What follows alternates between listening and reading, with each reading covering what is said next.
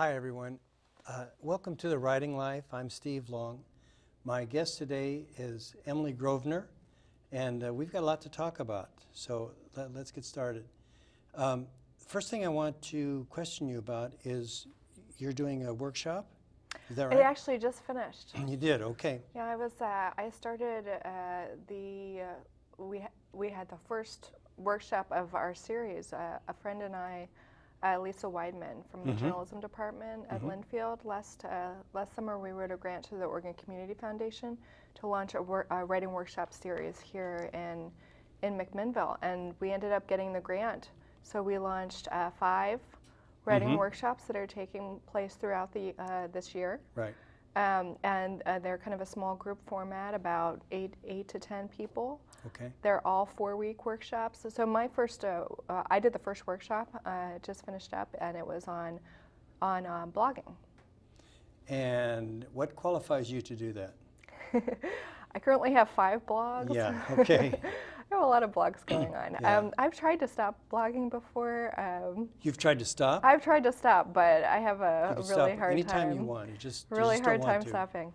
Yeah, when I first moved out to Oregon, I kind of got into blogging. I had a blog down in Salem. It ended up being pretty popular, and it became a column for the Statesman. It was called Desperately Seeking Salem. Oh. And all blogs kind of have to have a perspective and an attitude, so that one was kind of about trying to find the kind of most lovable things about Salem. Sure. I always called it my love letter to Salem. So I suppose that you measure the success of a blog by followers. Is that right? Well, when I'm teaching, I always say that each person kind of sets their own goals for their blog. Everyone has a different reason that they come to blogging. Some people just want a regular writing practice. Other people have products to sell.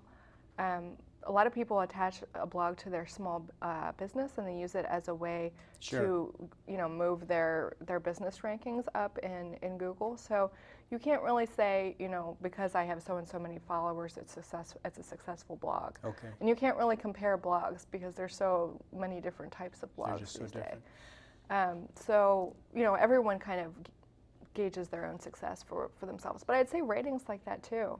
Like you can't really gauge a writer's success based on how many books they sell. Well, I thank you. I think that's terrific. I guess what I was getting at is I've heard that if you strictly use your blog as advertisement, nobody's going to. There has to be content there. There has to be some entertainment in addition to your agenda. Well, it's like anything. You have to give before you can expect to get. So when you're writing a blog, ideally you'll be doing it for readers. The way I conceive my blogging course is the way an editor would. I teach my students to blog the way an editor would conceive a magazine. So if your magazine is, all about Emily all the time, well, that has an audience of 1. Sure. Right? And probably not even my mom would read that blog. But when you conceive a blog with an audience in mind, and when you kind of create your content based on what other people find useful and helpful and inspiring, and when you put stories out there that aren't just about you, then most people find a readership.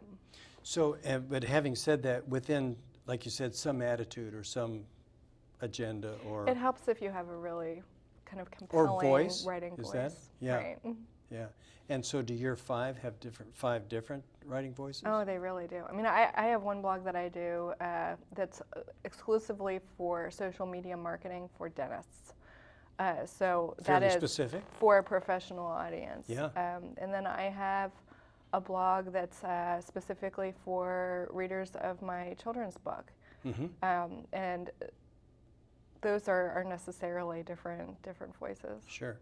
And just to name them off, what are the other 3? I have a kind of lifestyle perfuming blog that I call Pioneer Perfume. I have, I actually do the blog for our writing festival. Okay, so sure. I kind of have that as one of my blogs.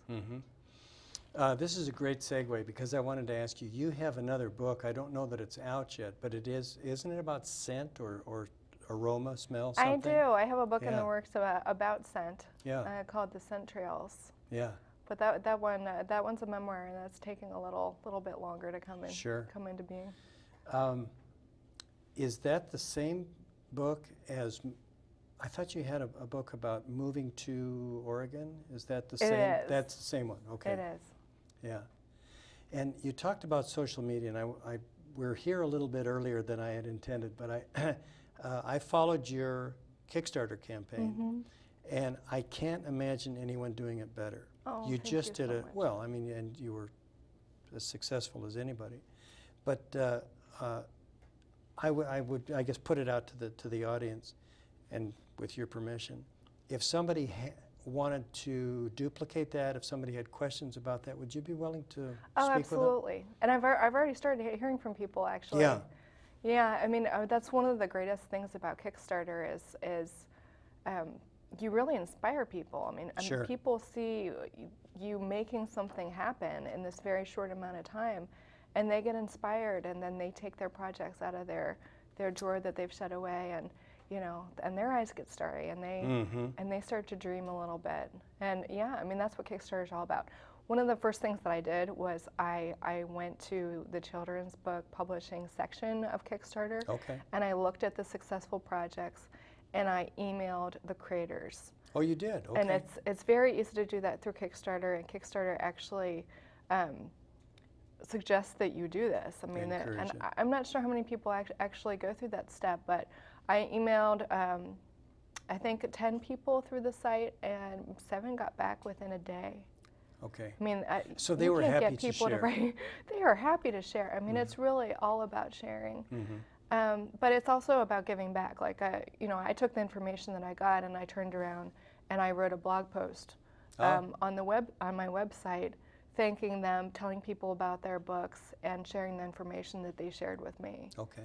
So that really qualifies. I keep hearing the word networking, and it has to be part of that. Yeah, I mean, I think it all goes back to offering something and sharing something before you expect anything in return. I had a successful Kickstarter campaign, Right. and I was really naive, but it was one of the thrills for me was I got a pledge from somebody in Italy, who I didn't know, and of course it turns out that it was a friend of a friend of a friend. But I remember on a Sunday evening sitting in my pajamas at the computer trying to contact this person, and I got an address, and so through Google Earth I was able to zoom down and zoom down and zoom down. And here on a Sunday night I was looking at the cobblestone street that she lived on. And you can go down. It's such a fun world that we live in. It's really amazing. I had a backer come through. My book's character, her name is Tessa, and I had a backer come through whose name is Tessa, and it was a woman who was interested in math and pattern. So it's pretty much the single person It's who your my Tessa book was grown made up. for. Exactly, Yeah. exactly. Well, I don't want to run out of time here, so let's get to Tessa. Sure. Tell us where you came up with the idea, how it evolved, what it is now. So I guess in a 4th grade gifted class, I learned about tessellations. Tessellations is a mathematical concept, and it refers to patterns that are interlocking the same shape over and over again with no spaces in between them. So if you've ever seen like a houndstooth jacket, Sure. houndstooth is a tessellation. There are 3 shapes that tessellate: squares, triangles, and hexagons. Okay. So I'm obsessed with names, and I can't stop kind of turning them over in my head. So, I know a lot of people with a little girl's name, friends who have little girls named Tessa, and I always tell them, oh, Tessa is asset spelled backwards, right? So, when you are constantly flipping things around in Sure. your head, and at some point, the inspiration comes, and you're like, oh, Tessa, tessellation. So I knew I wanted to write a book about a little girl named Tessa who kind of gets lost in the patterns of a tessellation. So it's kind of like it's part math learning book. Sure. But it's also about fundamentally children's need to get lost and then also be Oh, found. great. Well, I was going to ask you, is there some, in addition to exposing the reader to this concept, what is her adventure? If I don't give away, or you don't give Sure, away too no. much. I mean, it's the book is actually out there. I mean, I've put little videos out there. Sure. That's the amazing thing about the internet. Is, I mean, we feel like we have to keep these things close to the chest. Mm-hmm. But the more people experience a product, the more they can connect with it. So, what was the question?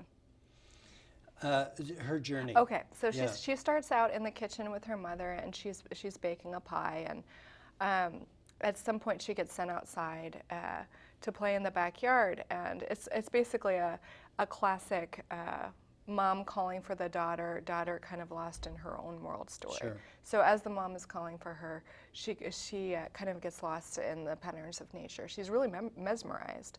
So she gets lost in a beehive. She gets lost in kind of the backs of turtles. And so the book features 7 full-page tessellations, Okay. which are all based on kind of natural motifs like turtles, bees, fish, butterflies. And then eventually her mom comes out and Yeah. finds her. So earlier you were talking about the geometrical shapes that are tessellated, Exactly.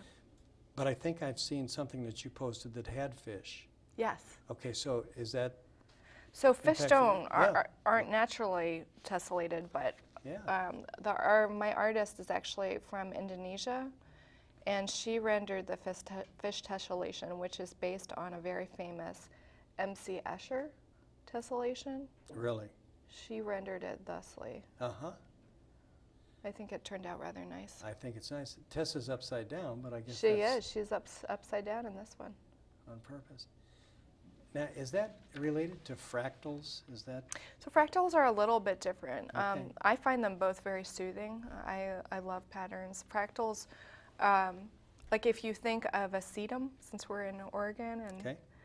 a lot of us know plants here, sedum and other kind of succulents, they grow in a fractal or spiral pattern. Right.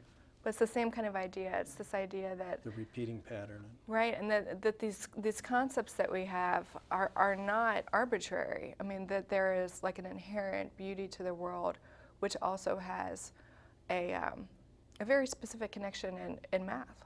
Sure. It's very exciting for kids who think that they don't like math to encounter That's because ideas they don't like understand this. what math is. Right.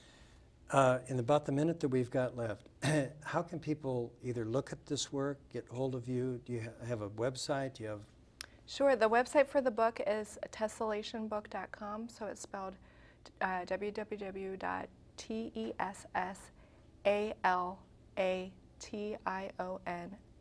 www.tessellationbook.com. Okay, great. But you could also Google Tessellation Kickstarter.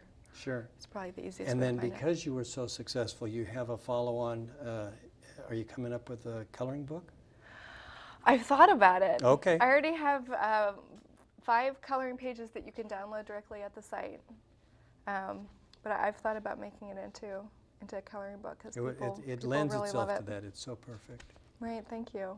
Yeah. And thank you for having me, Stephen. It Oh, really means this a is a lot. delight. And I have to say, now you're giving a presentation at Terroir? I am. I Yeah. have to tell everyone to go to the Terroir Writing Festival. It's happening on April 16th, I think you which just is a told me. Saturday. Yeah. Yeah. Well, good. Thank you so much for stopping by. I'm going to see you at the festival. And folks, if anybody wants to get hold of me, I would love to hear from you, and particularly with ideas for a show, guest suggestions, or just to say hi. So that's The Writing Life. Thank you.